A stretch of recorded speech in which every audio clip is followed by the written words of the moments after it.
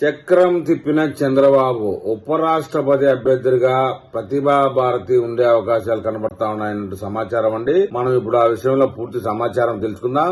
కేంద్రంలో ఉపరాష్ట్రపతి స్థానంలో ఉన్నటువంటి డల్కన్ ఒక్కసారిగా అకస్మాత్తుగా రాజీనామా చేసి వెళ్లిపోవడం మనందరికీ తెలిసిందే. ఉపరాష్ట్రపతి రాజీనామాకి బీజేపీ పెద్దలే బెదిరించడం జరిగిందనే వార్తలు కూడా వింటా ఉన్నాం. శాటిలైట్ ఛానల్లోనైతే మీ యూట్యూబ్ లోనైతే మీ రకరకాల ఊహాగానాలు వింటా ఉన్నాం. ఉపరాష్ట్రపతి ఇంకా 2 సంవత్సరాల కాల పరిమితి ఉండగానే ఎందుకు రాజీనామా చేశారనే విషయానికి చర్చోపచర్చలు సాగినప్పటికీ సమాధానం అయితే దొరకలేదు. ఆయనైతే మీడియాకి నా అనారోగ్య కారణాల వల్ల నేను రాజీనామా చేసిపోతాను అని చెప్పేసి వెళ్లిపోవడం జరిగింది. దాని కారణంగా కేంద్రంలో ఉపరాష్ట్రపతి ఎన్నికలకి నోటిఫికేషన్ అయితే వచ్చేసింది. ఇక లోక్సభలో రాజ్యసభలో ఎంపీలందరూ కలిసి ఉపరాష్ట్రపతి ఎన్నికల్లో పాల్గొనాల్సిన పరిస్థితి వచ్చింది. అయితే ఉపరాష్ట్రపతిని ఎవరిని పెట్టాలి అన్న విషయంలో ఆ అదృష్టం ఎవరికి తగులుకుంటుంది అన్న విషయంలో కాబోయే ఉపరాష్ట్రపతి ఎవరు అనే ప్రశ్నకి ఒకరికొకరు ప్రశ్నించుకుంటా ఉన్నారు. దానికి కూడా సమాధానం అయితే దొరకలేదు. బీజేపీకి అయితే కేంద్రంలో పూర్తి మెజార్టీ రాకపోవడం వల్ల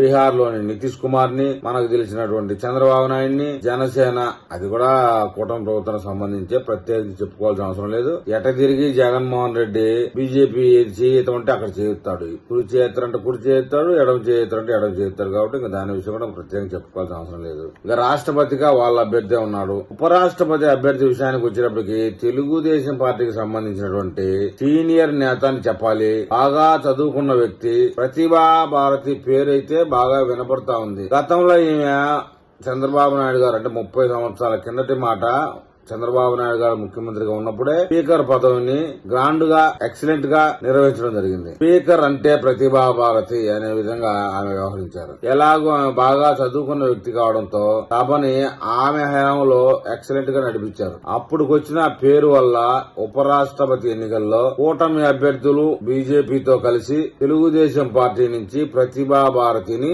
సూచించే అవకాశాలు పుష్కలంగా కనబడతా ఉన్నాయి. అయితే ఈ అవకాశం బీజేపీ తెలుగుదేశం పార్టీకి ఇస్తుందా లేదా కొంత సందిగ్ధత అయితే ఉంది. బీజేపీలోనే సీనియర్ నేతలు ఎవరైనా ఉంటే గనక కొంతమంది మన ఇప్పుడు గతంలో చూసిన వెంకయ్య నాయుడు యాక్టివ్ పాలిటిక్స్ లో ఉన్నప్పుడు అతను వల్ల ఆంధ్రప్రదేశ్ కి ఉపయోగం కలుగుతుంది, అతని రాజకీయానికి కొంచెం సమాధి కట్టాలా అన్న ఉద్దేశంతో ఆయన అప్పుడు ఉపరాష్ట్రపతి చేశారు వెంకయ్య నాయుడు. అలాంటి వాళ్ళు ఎవరైనా కొన్ని రాష్ట్రాల ఎదుగుదలకు కోసం ఉంటే గనక వాళ్ళని రాజకీయ సమాధి చేయడం కోసం వాళ్ళని ఉపరాష్ట్రపతి చేస్తే వాళ్ళ రాజకీయంగా పనికిరారు. ఉపరాష్ట్రపతి అంటే గౌరవ స్థానంలో ఉంచేది మాత్రమే ఉంటుంది. అలా చేయాలని చూస్తున్నారా?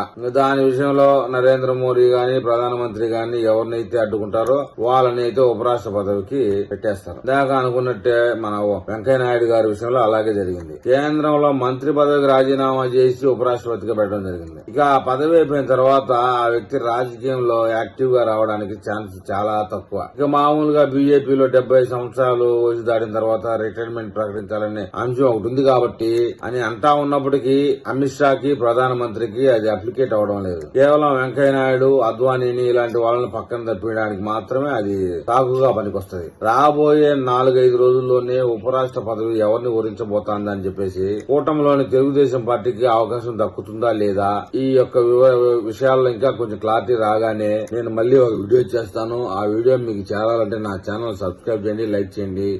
మీరు ఏదైనా తెలపాలనుకుంటే కామెంట్ రూపంలో తెలపండి.